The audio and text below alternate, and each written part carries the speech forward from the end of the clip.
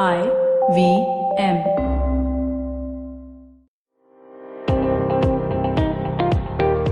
Welcome to All Things Policy, a daily podcast by the Takshashila Institution. We are a bunch of policy nerds based in Bengaluru, and we like bringing fresh perspectives to Indian affairs and Indian perspectives to global affairs. So grab a cup of coffee, sit back, and join us for today's chat. Today, General Prakash Menon and Ambassador Nirupama Menon Rao will be talking about the India-China relations in the context of this wonderful meeting which took place at Mamallapuram. I am Nitin Pai, and I am in between the General and the Ambassador and trying to provoke each of them into making provocative statements at each other and enlightening this conversation. My own take on this was that how could a meeting between two heads of state go down to the wire? 2 days before the event was supposed to take place, it was not clear that whether it's going to take place or not. And I thought that is a very interesting statement on the state of India-China relations, that there are a number of tensions, a number of provocations which each party has made, and yet there is this pressure to have something going, even if it's an informal summit. Maybe I should start by asking Ambassador Nirupama Menon Rao, what is this thing called an informal summit? It's an ill-defined concept, in my view. Summits are, of course, an intrinsic part of diplomacy, and they have been so through the ages. So it's not the question of the summit, and I think leadership-level summits between two giants like India and China, who have a difficult and complex relationship, are very much in order. But we tend to attach epithets to this process, and now I find that informal is being attached to the word summit, and it has become a mantra that we are constantly repeating. It's true, we had an informal summit at Wuhan in April 2018, and now I find the informal summit concept has reared its head again, and there is something called a Chennai Connect, which is now seen as a forward movement on the Wuhan spirit. But we'll have to really look beyond concepts and shibboleths and mantras like this to analyze, make a deep analysis of the state of the India-China relationship. Would you say that an informal summit is something like what the US presidents have at Camp David or Martha's Vineyard and all of that, where they invite other people and just take off their ties and pretend that it's informal? Well, yes, there is a certain adjective attached to this that, it's tireless and it's absolutely informal, and you take a walk in the gardens and the media is kept away, and there's very little of a structured approach to this. There's a free flow exchange of ideas. You talk in depth about certain issues, and you also are able to generate a positive atmosphere that in turn impacts the relationship.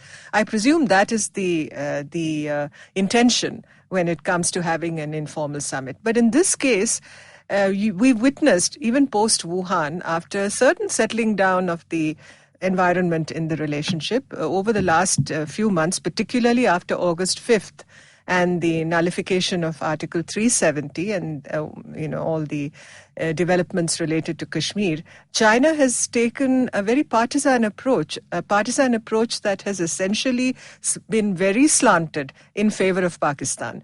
So this has cast a very, very long shadow on the relationship. Now, whether, sunshine on the beach can take away from the shadows is the question. Would you say, General, that this was a meeting we had to have, or it was an optional thing which we rushed into? I think finally we must judge whether it is informal or formal. What are the outcomes and how does that improve the relationship? How does it take the relationship forward? So if the first informal summit was Wuhan, and if we just compare to where we started this summit from, the state of our relationship, then certainly the outcome of Wuhan was not what we're actually talking about. In fact, the situation got worse, and we see that the Pakistan, as the ambassador said, had taken a completely different position against us on many issues, especially to do with Pakistan. So the outcome of the Wuhan summit itself, you can judge in retrospect, was not favorable to us. And therefore, I don't see how this summit, which is similar in nature, in which we actually come out with all these platitudes afterwards, whether that is going to change the fundamental attitude of what China has adopted to deal with a country which is a neighbor in a situation which I agree is geopolitically unstable. But the fact remains that, from my point of view, this summit could have been avoided because China seems to have taken a position from which it refuses to budge.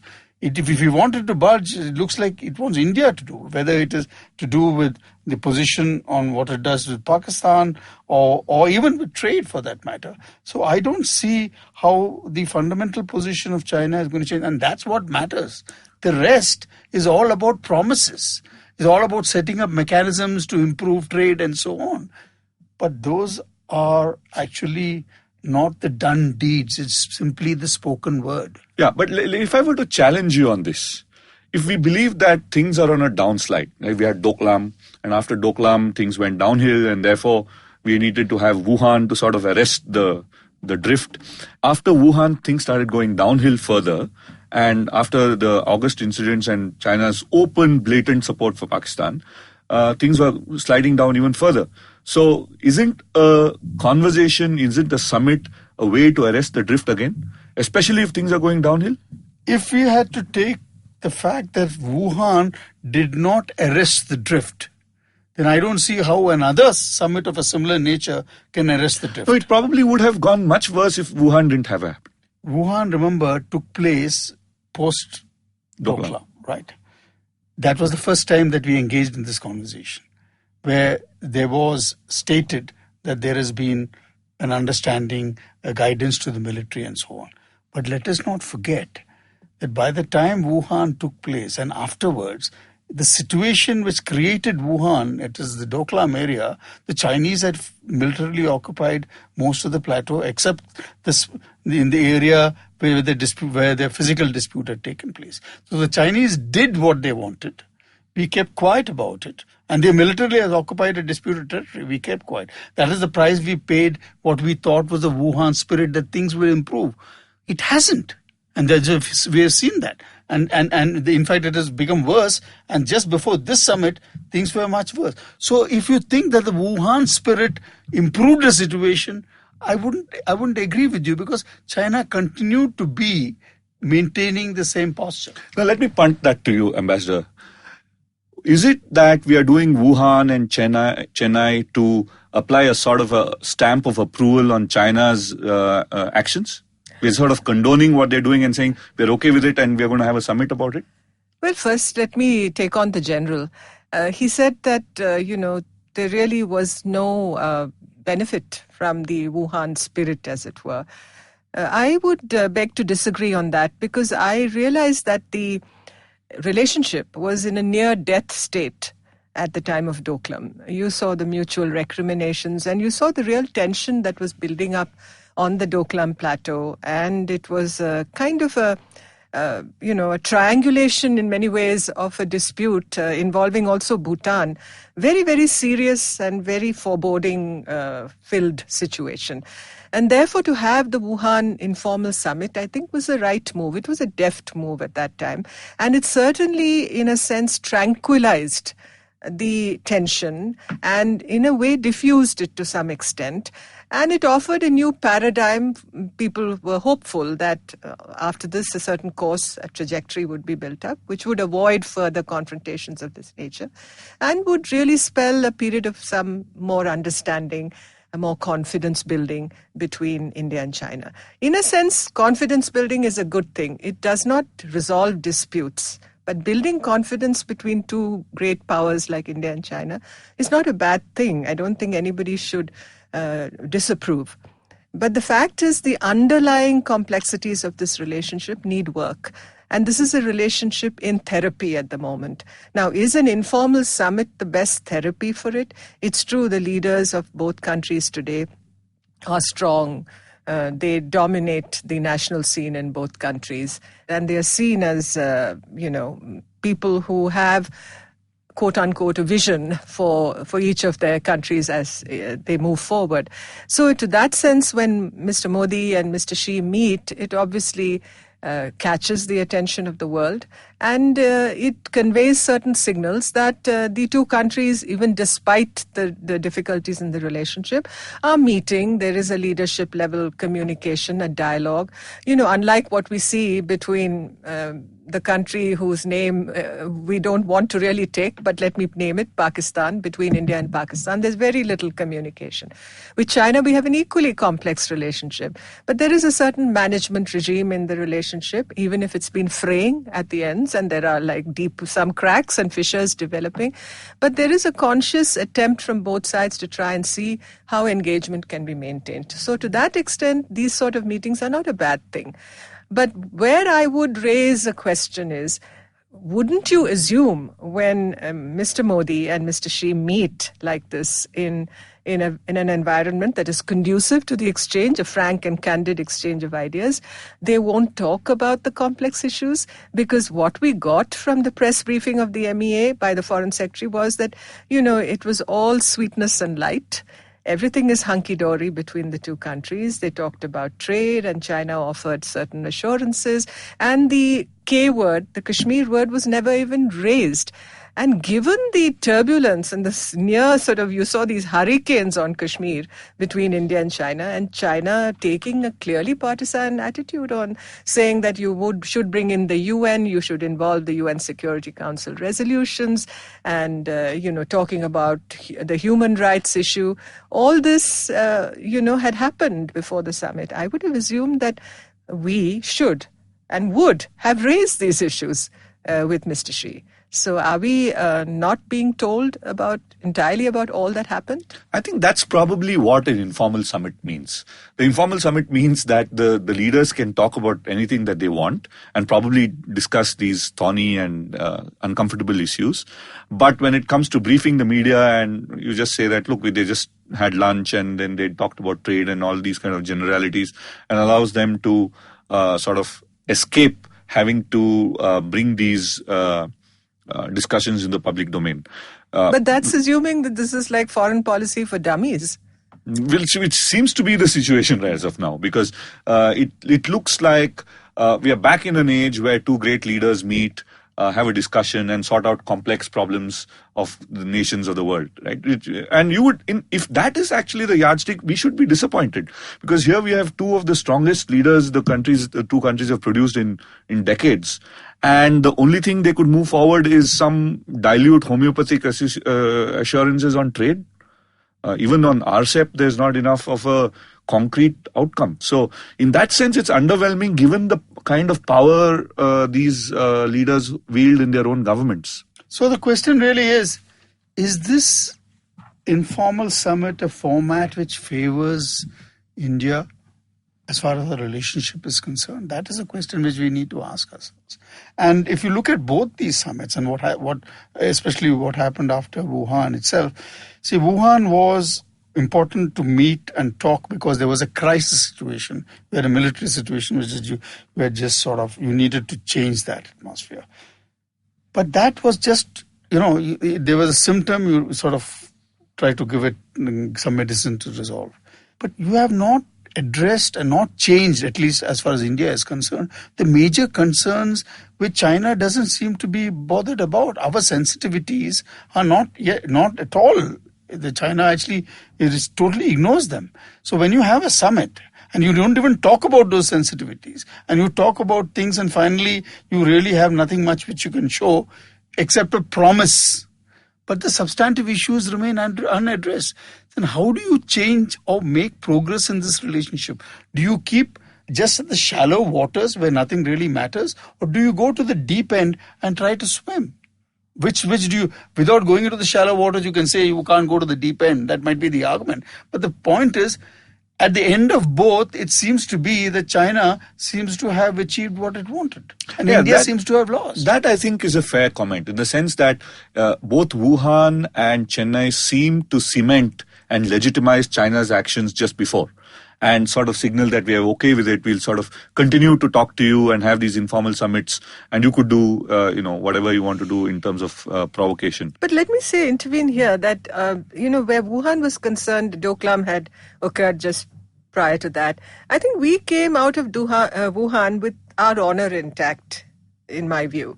The situation in Doklam had been diffused. We hadn't really blinked. And at least the impression was that eyeball-to-eyeball confrontation had been reduced, even if the troops had not been completely withdrawn. That really is what the diffusing of the situation in Doklam involved. And Wuhan came immediately after that. So it had a certain positive spin-off. But here you have issues like Kashmir, which have really caused so much grief for India as far as China's attitude is concerned. And we seem to have, at least we're giving the public, the world, the impression that it really didn't matter. It didn't really figure. Even if it mattered, it didn't figure in the discourse. And that troubles me to a large extent, because if you have to have mutual sensitivity to each other's concerns, as the Foreign Secretary and the Foreign Minister repeat very often, then that should be reflected in the discourse. I just want to... My view about Doklam is slightly different from what you are saying.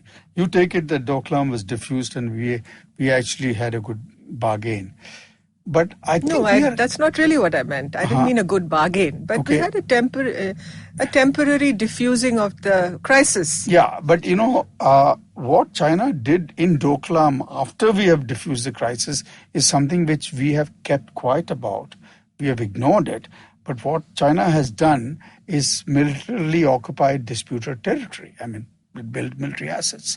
And India has been very quiet. We have not even acknowledged that fact. That's the price which we have paid in the expectations that things will improve, but it hasn't. So that's point one. See, as far as this informal summit is concerned, the very fact that we are saying that we did not talk about Kashmir is a statement to say that we acknowledge or we are okay with what the Chinese have done and the way they have behaved about that issue, or we do not want to express anything which will annoy the Chinese about it. I mean, that's the message. But internally, if you look at the larger optics for the domestic politics of both these countries, I think this sort of summit is good for the personality of the leaders themselves. That plays well with them. So they would probably, in fact, he's already accepted the invitation for the third summit, informal summit. One thing which strikes me is that why are we so interested in having these informal summits, other than the fact that, we want to diffuse tensions or maybe arrest the drift, which in a fast downhill kind of a situation. Is it something to do with the United States? Because in the United States and in Trump, you have a very unpredictable actor, right? And you just can't take anything for granted as far as US policy towards this part of the world goes. So is that driving Indian government's policy? I'm not really certain about that. The Indian government keeps talking about strategic communication, and that was a buzzword that was used in the context of the Modi-Xi summit, and I presume it's there between Mr. Trump and Mr. Modi also. So strategic autonomy, strategic communication, these words are constantly bandied around. It's not a bad thing to be talking simultaneously to both sides, and that has been our style as long as I can remember. We pride ourselves on this independence of action and approach and policy making. And China being such a huge neighbor, we can ill afford not to have contact and communication. I mean, I would rather prefer that we continue with these sorts of contacts and summitry rather than not talk to them. Because would you agree with that? Yeah, I would say that not talking definitely is not a good idea at all. The question is, when you talk, you must be able to actually make something out of it.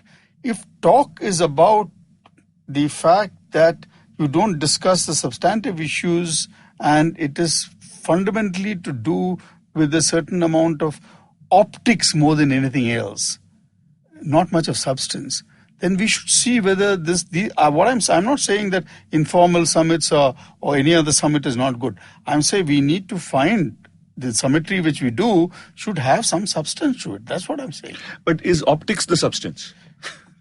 Right now, it seems to be optics more than anything else. If you really look at all which came out of it, finally at the end of it, optics was very good, and it looks good from both sides.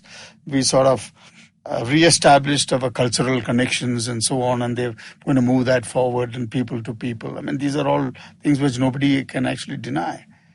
But at the end of it, China, which has adopted a particular behavior towards India, gets away with this behavior, and we seem to be okay with that. Okay. That's my point. Let's look at the optics as far as other audiences are concerned. How would the world perceive this? How would, say, for example, Southeast Asia look at this? How would the United States look at this? The optics of it. What would they decipher from the optics? I think the Southeast Asians particularly should be happy with the fact that India and China have met. I'm sure they've heaved a sigh of relief, because any shockwaves or reverberations from a build-up of tensions between India and China, they have an impact in the neighborhood and the region beyond. So the Southeast Asians, I think, would like to see more of this kind of engagement. This is more of an ASEAN kind of a thing, where you have summits in various colorful clothes and say everything is hunky-dory. Well, yes.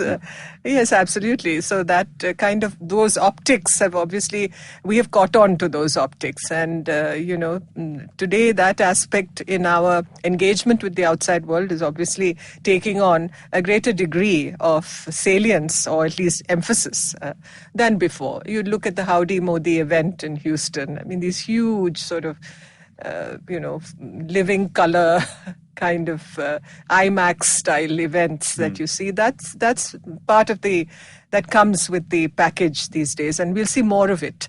But I don't think we should deviate from a focus on substance and where the issues really matter to us. I think we should engage a country like China. After all, what is a mature, grown-up relationship about, where you have to tackle difficult issues and come to some understanding about them? And a leadership-level contact is the key to that. Leaders can achieve what bureaucrats cannot, what, vice foreign ministers and foreign secretaries cannot.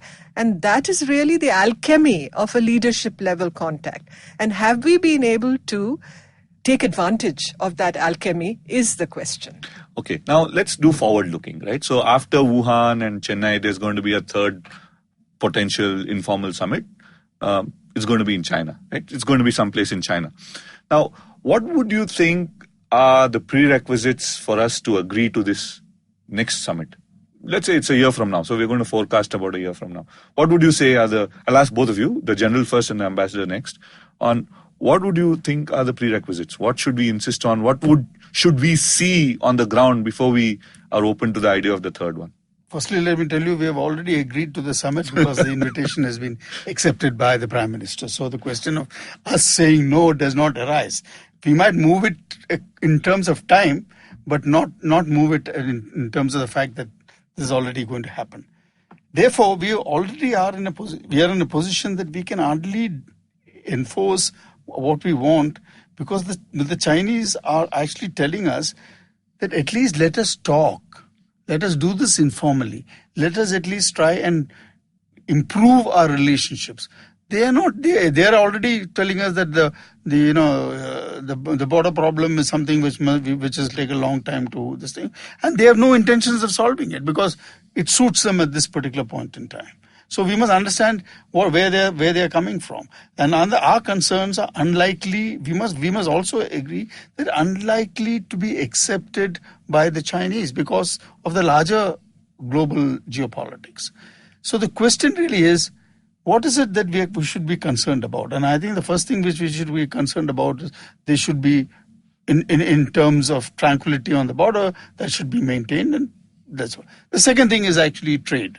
And the third thing is about the Chinese help to being all over the subcontinent, their support to Pakistan, their let's say closeness to our neighbors and the Indian Ocean. And these are concerns which actually are there. But it looks like that none of these major concerns will be ever addressed by a summit like this. So we must take it that they will not be addressed.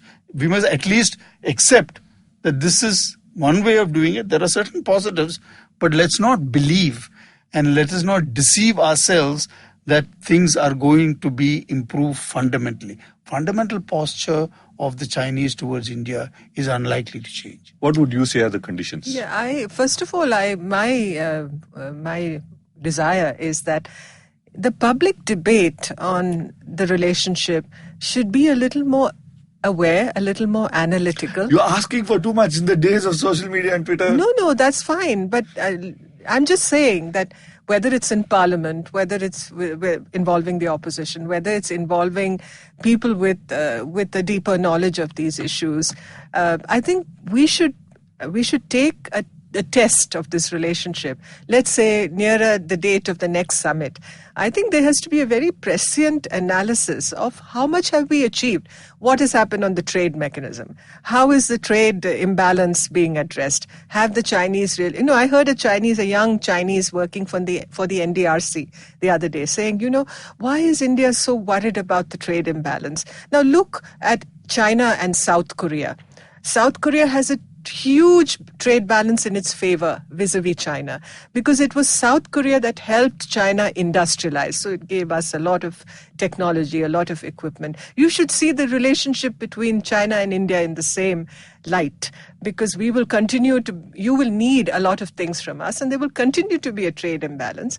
But understand that at some stage you will reach takeoff, and then you will have the same position vis-a-vis some other countries that you are helping. Think of it in the long term. So they are looking at it in that sense. They feel that there is nothing for them to be ashamed about if there is a trade imbalance and if they haven't done enough on pharmaceuticals or agriculture or IT vis-a-vis India. So we have to be aware of these things.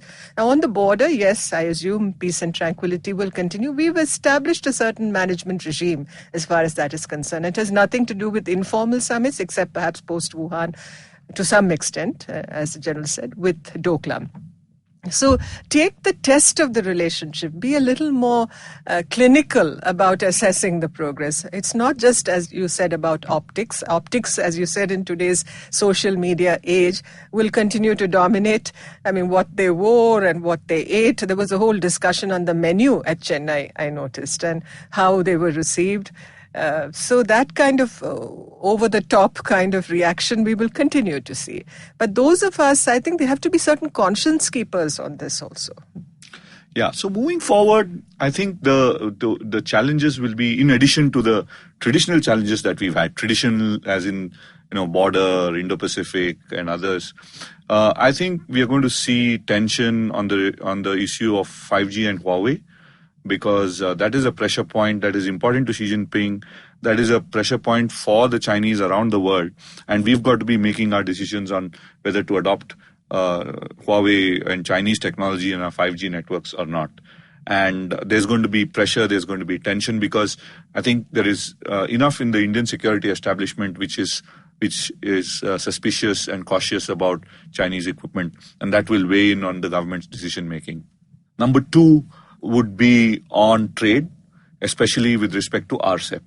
Because India joining RCEP without any special protocols with respect to China would mean that you literally have a free trade agreement with China. And at this point, with an economic slowdown and with 2 decades without real reforms, getting into a free trade arrangement with China is going to be fairly detrimental to industry, to jobs and to agriculture. So how we do this, whether we'll have an additional protocol and whether the other 14 countries will accept that protocol will determine. So that's going to be another source of tension, which might play out in the next couple of months. The third one is, of course, on Pakistan. And as events unfold in Jammu and Kashmir over the next 6 to 12 months, and if there is increasing level of violence, and Pakistan raises the temperature, China's reaction there is probably going to be the most important yardstick of how popular India looks at China. It's not going to be trade, it's not going to be about 5G, it's about what China is doing to support Pakistan in abetting politics and terrorism in Jammu and Kashmir. So I think we are going to be in a very interesting situation for the next summit, before the next summit. But as you say, if the invitation has already been extended and accepted, I guess we are going to have that summit. And then we'll have to have a conversation at that point in time to see whether the third summit was yet another attempt to arrest the drift, or was it a turning point in India-China relations. So until next year, we'll end this conversation for now. If you liked our show, don't forget to check out other interesting podcasts on the IVM network. You can tune into them on the IVM Podcast app, ivmpodcast.com, or wherever you listen to your podcasts. You can also follow IVM on social media. The handle is @IVM Podcasts on Twitter, Facebook, and Instagram. And hey, if you'd like to dive into Takshashila's research on technology, strategy, and economic affairs, check us out at our Twitter handle @TakshashilaINST or our website takshashila.org.in.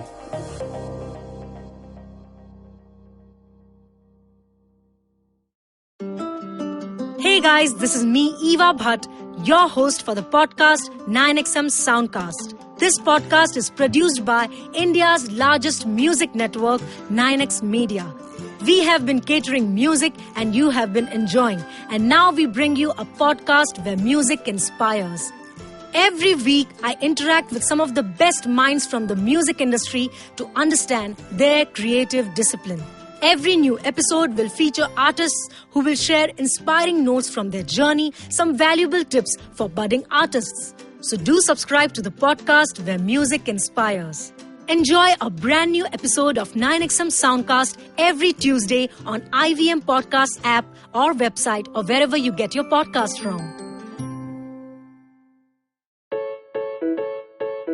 Janice, what do you think couples did before TV was invented? I don't know, go for walks on the beach, long drives, fancy dinners, have more sex maybe? But what did we do when we decided to move in together? We debated between the Chromecast and the Fire Stick. We gave up on sleeping early so we could stay up watching true crime shows. We got ourselves 3 cat babies. And basically became the cutest couch potatoes around. Okay then.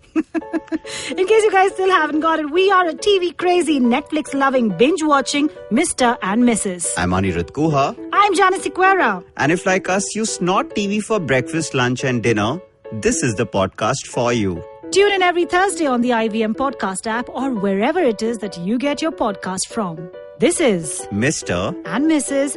Binge Watch.